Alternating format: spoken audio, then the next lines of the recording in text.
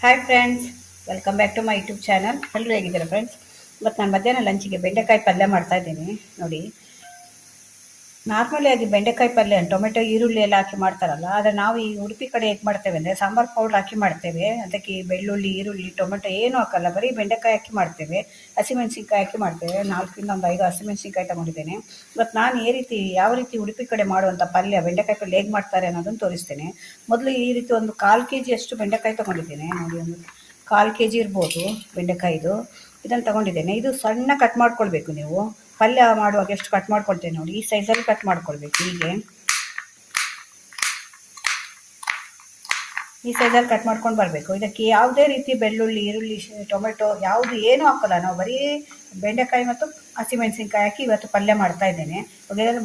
ಮೊದಲು ಇದನ್ನೆಲ್ಲ ಕಟ್ ಮಾಡ್ಕೊಂಡು ಆಮೇಲೆ ನಿಮಗೆ ಪಲ್ಯ ಮಾಡೋದು ಹೇಗೆ ಅಂತ ತೋರಿಸ್ತೇನೆ ನೋಡಿ. ಈ ರೀತಿ ಸಣ್ಣ ಕಟ್ ಮಾಡ್ಕೊಳ್ಬೇಕು. ಈ ಸೈಜಲ್ಲಿ ಕಟ್ ಮಾಡ್ಕೊಳ್ಬೇಕು. ಅದ್ರ ಜೊತೆಯಲ್ಲಿ ನಾನೊಂದು 3ರಿಂದ 4 ಹಸಿಮೆಣಸಿನ್ಕಾಯಿ ಕಟ್ ಮಾಡಿ ಇಟ್ಕೊಂಡಿದ್ದೇನೆ. ಸೀಳಿ ಇಟ್ಕೊಂಡಿದ್ದೇನೆ. ಒಂದು ಸ್ವಲ್ಪ ಹುಣಸೆ ಹುಳಿ ಬೇಕು. ಒಂದು ಚಿಕ್ಕ ನಿಂಬೆ ಗಾತ್ರದಷ್ಟು ಹುಳಿ ತಗೊಂಡಿದ್ದೇನೆ. ಬನ್ನಿ ಆಗಿದ್ರೆ ಈಗ ನೋಡೋಣ ನಮ್ಮ ಉಡುಪಿ ಕಡೆ ಮಾಡುವಂಥ ಸಾಂಬಾರು ಪೌಡ್ರ್ ಹಾಕಿ ಮಾಡುವಂಥ ಬೆಂಡೆಕಾಯಿ ಪಲ್ಯ ಹೇಗೆ ಮಾಡೋದು ಅಂತ ತೋರಿಸ್ತೇನೆ. ಈಗ ಬೆಂಡೆಕಾಯಿ ಪಲ್ಯ ಮಾಡಲಿಕ್ಕೆ ಒಂದು 2 ಸ್ಪೂನಷ್ಟು ಎಣ್ಣೆ ಇಟ್ಟಿದ್ದೇನೆ. ಬೆಂಡೆಕಾಯಿ ಕೂಡ ಕಟ್ ಮಾಡಿದ್ದೇನೆ ನೋಡಿ, ಈ ಸೈಜಲ್ಲಿ ಕಟ್ ಮಾಡಿದ್ದೇನೆ. ಹಸಿಮೆಣಸಿನ್ಕಾಯಿ ಕೂಡ ಕಟ್ ಮಾಡ್ಕೊಂಡಿದ್ದೇನೆ. ಎಣ್ಣೆ ಸ್ವಲ್ಪ ಕಾದ್ಮೇಲೆ 1 ಸ್ಪೂನಷ್ಟು ಸಾಸಿವೆ ಹಾಕ್ತಾ ಇದ್ದೇನೆ. ಒಂದು ಅರ್ಧ ಸ್ಪೂನಷ್ಟು ಜೀರಿಗೆ ಬೇಕಾದರೆ ಹಾಕ್ಕೊಳ್ಳಿ. ಅರ್ಧ ಸ್ಪೂನಷ್ಟು ಉದ್ದಿನಬೇಳೆ ಹಾಕ್ತಾ ಇದ್ದೀನಿ. ಒಂದು 8ರಿಂದ 10 ಹೇಳ್ಬೋದು ಅಷ್ಟು ಮೆಂತ್ಯ ಹಾಕ್ತಾ ಇದ್ದೀನಿ. ಮೆಂತ್ಯ ಹಾಕೋದ್ರಿಂದ ನಿಮಗೆ ಫ್ಲೇವರ್ ಚೆನ್ನಾಗಿ ಬರುತ್ತೆ, ರುಚಿ ಕೂಡ ಒಂಥರ ಚೆನ್ನಾಗಿರುತ್ತೆ. ಜಾಸ್ತಿ ಹಾಕ್ಬಾರ್ದು, ನೀವು ಜಾಸ್ತಿ ಹಾಕಿದರೆ ಕಹಿ ಬರುತ್ತೆ. ಅದು ಒಂದ್ಸಲ ಒಗ್ಗರಣೆ ಆಗಬೇಕಿದು. ಒಂದು ಸ್ವಲ್ಪ ಕರಿಬೇವು ಕೂಡ ಹಾಕ್ತಾ ಇದ್ದೇನೆ ಮತ್ತು ಒಂದು ಕೆಂಪು ಒಣಮೆಣಸು ಎಲ್ಲ ಹಾಕಿದ ಮೇಲೆ ಒಂದು ಸ್ವಲ್ಪ ಅದು ಫ್ರೈ ಆಗಬೇಕಿದು. ಇವಾಗ ನೋಡಿ, ಇದು ಒಗ್ಗರಣೆ ಆಗಿದೆ. ಇವಾಗ ಇದಕ್ಕೆ ನಾವು ಹಸಿಮೆಣಸಿನ್ಕಾಯಿ ಕಟ್ ಮಾಡಿ ಇಟ್ಕೊಂಡಿದ್ದೆಲ್ಲ 3ರಿಂದ 4 ಅದನ್ನು ಕೂಡ ಹಾಕ್ತಾ ಇದ್ದೇನೆ.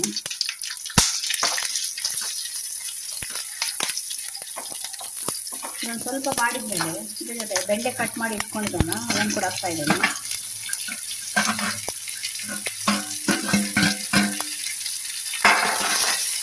ಹಾಕಿ ಚೆನ್ನಾಗಿ ಮಿಕ್ಸ್ ಮಾಡಿ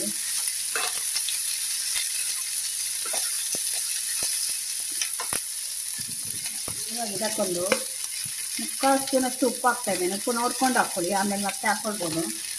ಮತ್ತು ಒಂದು ಸ್ವಲ್ಪ ಅರ್ಧ ಸ್ಪೂನಷ್ಟು ಅರಿಶಿಣದ ಪೌಡ್ರ್, ಅದು ಮತ್ತೊಂದು 1/4 ಸ್ಪೂನಷ್ಟು ಖಾರದ ಪೌಡ್ರು ಬೇಕಾದರೆ ಮಾತ್ರ ಹಾಕ್ಕೊಳ್ಳಿ. ಯಾಕೆಂದರೆ ನಾನು ಹಸಿಮೆಣಸಿನ್ಕಾಯಿ ಹಾಕಿದ್ದೇನೆ ಮತ್ತು ಸಾಂಬಾರು ಪೌಡ್ರ್ ಹಾಕಿಟ್ಟಿದೆ ಇದು. ಅದರಿಂದ ಒಂದು ಸ್ವಲ್ಪ ಖಾರದ ಪೌಡ್ರು ನೋಡ್ಕೊಂಡು ಹಾಕ್ಕೊಳ್ಳಿ, ಬೇಕಾದರೆ ಮಾತ್ರ ಹಾಕ್ಕೊಳ್ಬೇಕು. ಇದೊಂದು 5 ನಿಮಿಷ ಫ್ರೈ ಆಗಬೇಕೀಗ. ಇದು ಮಸಾಲೆ ಎಲ್ಲ ಹಾಕಿದ್ದೇವಲ್ಲ ನಾವು, ಅದರಲ್ಲಿ ಅರಿಶಿನ ಉಪ್ಪು ಎಲ್ಲ ಹಾಕಿದ್ಮೇಲೆ ಒಂದು ಸ್ವಲ್ಪ ಅದು ಇಟ್ಕೊಳ್ಬೇಕು. ಅದನ್ನು ಒಂದು 5 ನಿಮಿಷ ಫ್ರೈ ಮಾಡಿ. ಈಗ ನೋಡಿ ಸ್ವಲ್ಪ ಫ್ರೈ ಆಯಿತು. ಈ ರೀತಿ ಫ್ರೈ ಮಾಡ್ಕೊಳ್ಳೋದ್ರಿಂದ ನಿಮಗೆ ರುಚಿ ಚೆನ್ನಾಗಿ ಬರುತ್ತೆ ಮತ್ತು ಅದು ಬೆಂಡೆಕಾಯಿದು ಎಲ್ಲ ಕ್ರಿಸ್ಪಿ ಆಗಿರುತ್ತೆ ಬೆಂಡೆಕಾಯಿ ಎಲ್ಲ. ಆದ್ದರಿಂದ ಒಂದು ಸ್ವಲ್ಪ ಫ್ರೈ ಮಾಡ್ಕೊಳ್ಳಿ. ಆಮೇಲೆ ಈಗ ಹುಳಿ ನೀರು ತೆಗೆದು ಇಟ್ಕೊಂಡಿದ್ದೇವಲ್ಲ ಅದನ್ನು ಹಾಕ್ತಾ ಇದ್ದೇನೆ.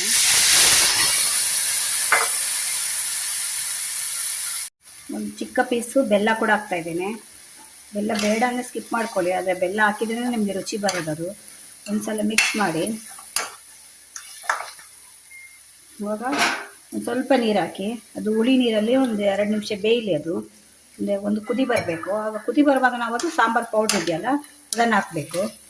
ಇವಾಗ ಮುಚ್ಚಿಡ್ತೇನೆ. ಒಂದು 2 ನಿಮಿಷ ಇದು ಹುಳಿ ನೀರಲ್ಲಿ ಬೇಯಬೇಕು. ಇವಾಗ ಇದು ಬೆಂಡೆಕಾಯಿ ಇವಾಗ ನೋಡಿ ಒಂದು 5 ನಿಮಿಷ ಇದರಲ್ಲಿ ಬೆಂದಿದೆ. ಇದು ಈ ಹುಳಿ ನೀರಲ್ಲಿ ನೀವು ಬೇಯಿಸೋದ್ರಿಂದ ಬೆಂಡೆಕಾಯಿ ಎಲ್ಲ ಅಂಟಿರುತ್ತಲ್ಲ, ಅದು ಹೋಗುತ್ತೆ. ಅದು ಇವಾಗ ಇದಕ್ಕೊಂದು ಸ್ವಲ್ಪ ಸಾಂಬಾರು ಪೌಡ್ರ್ ಹಾಕ್ತಾ ಇದ್ದೇನೆ. 1 ಸ್ಪೂನಷ್ಟು 1ರಿಂದ 1.5 ಸ್ಪೂನಷ್ಟು ಹಾಕ್ತಾ ಇದ್ದೇನೆ. ಇದು ನೋಡಿ, ಇದು ನಾವು ಮನೆಯಲ್ಲೇ ಮಾಡ್ಕೊಂಡಂಥ ಸಾಂಬಾರು ಪೌಡ್ರ್ ಇದು. ಇದರದ್ದು ರೆಸಿಪಿ ಇದೆ ನನ್ನ ಚಾನಲಲ್ಲಿ, ಬೇಕಿದ್ರೆ ಚೆಕ್ ಮಾಡ್ಕೊಳ್ಳಿ. ಒಂದ್ಸಲ ಹಾಕಿದ್ಮೇಲೆ ಚೆನ್ನಾಗಿ ಮಿಕ್ಸ್ ಮಾಡಬೇಕು. ಮತ್ತೊಂದು ಸ್ವಲ್ಪ ಗರಂ ಮಸಾಲ ಪೌಡ್ರ್ ಹಾಕ್ತಾ ಇದ್ದೇನೆ. ಇದು ಆಪ್ಷನಲ್ ಆಯಿತಾ, ಇದು ಬೇಕಿದ್ರೆ ಮಾತ್ರ ಹಾಕ್ಕೊಳ್ಬೋದು. ನಮ್ಮ ಸೈಡ್ ಹಾಕಲ್ಲ, ನಾನು ಸ್ವಲ್ಪ ಫ್ಲೇವರ್ಗೆ ಮಕ್ಕಳಿಗೆ ಇಷ್ಟ ಅಂತ ಹಾಕ್ತಾ ಇದ್ದೇನೆ. ಇಲ್ಲಾಂದರೆ ಅವ್ರು ಬರೀ ಸಾಂಬಾರು ಪೌಡ್ರ್ ಹಾಕಿಯೇ ಮಾಡೋದು ನಮ್ಮ ಕಡೆ ಎಲ್ಲ. ನಾನು ಸ್ವಲ್ಪ ಗರಂ ಮಸಾಲೆ ಹಾಕಿದರೆ ಫ್ಲೇವರ್ ಚೆನ್ನಾಗಿರುತ್ತೆ ಮತ್ತು ಟೇಸ್ಟ್ ಕೂಡ ಚೆನ್ನಾಗಿ ಬರುತ್ತೆ ಅಂತ ಹಾಕ್ತಾ ಇದ್ದೇನೆ. ಇದೆಲ್ಲ ಒಂದು ಸಲ ಮಿಕ್ಸ್ ಮಾಡಿದ್ಮೇಲೆ ಒಂದು ಸಲ ಉಪ್ಪು ನೋಡ್ಕೊಳ್ಳಿ. ಇದಕ್ಕೆ ಮತ್ತೆ ಆವಾಗ 1 ಸ್ಪೂನ್ ಹಾಕಿದ್ದೆ, ಇನ್ನೊಂದು ಸ್ವಲ್ಪ ಉಪ್ಪು ಹಿಡಿತು. ಇದಕ್ಕೆ ಮತ್ತೊಂದು ಅರ್ಧ ಸ್ಪೂನಷ್ಟು ಉಪ್ಪು ಹಾಕ್ತಾ ಇದ್ದೇನೆ.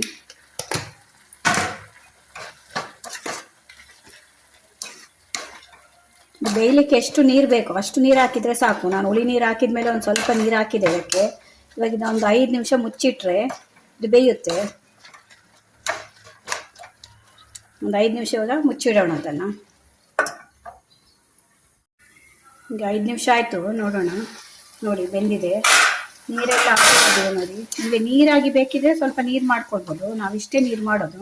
ಇವಾಗ ಆಲ್ಮೋಸ್ಟ್ ಆಗಿದೆ. ಲಾಸ್ಟಲ್ಲಿ ಇದಕ್ಕೊಂದು ಸ್ವಲ್ಪ ಕೊತ್ತಂಬರಿ ಸೊಪ್ಪು ಹಾಕ್ತಾ ಇದ್ದೇನೆ. ಉಡುಪಿ ಕಡೆ ಮಾಡುವಂಥ ಸಾಂಬಾರು ಪೌಡ್ರ್ ಹಾಕಿ ಮಾಡುವಂಥ ಬೆಂಡೆಕಾಯಿ ಪಲ್ಯ ರೆಡಿಯಾಗಿದೆ.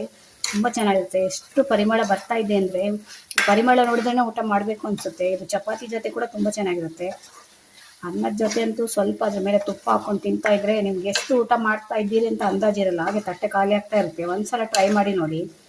ಇವಾಗ ಇದು ಪಲ್ಯ ರೆಡಿಯಾಗಿದೆ ನೋಡಿ ಫ್ರೆಂಡ್ಸ್. ಸಾಂಬಾರು ಪೌಡ್ರು ಹಾಕಿ ಮಾಡಿದಂಥ ಬೆಂಡೆಕಾಯಿ ಪಲ್ಯ ರೆಡಿಯಾಗಿದೆ. ಎಷ್ಟು ಹೇಗೆ ಕಾಣ್ತಿದೆ ನೋಡಿ, ಎಷ್ಟು ಪರಿಮಳ ಬರ್ತಾ ಇದೆ ಅಂದರೆ ಒಂದ್ಸಲ ಟ್ರೈ ಮಾಡಿ ನೋಡಿ. ನೀವು ಮನೆಯಲ್ಲಿ ಟ್ರೈ ಮಾಡಿದರೆ ನಿಮಗೆ ಗೊತ್ತಾಗುತ್ತೆ.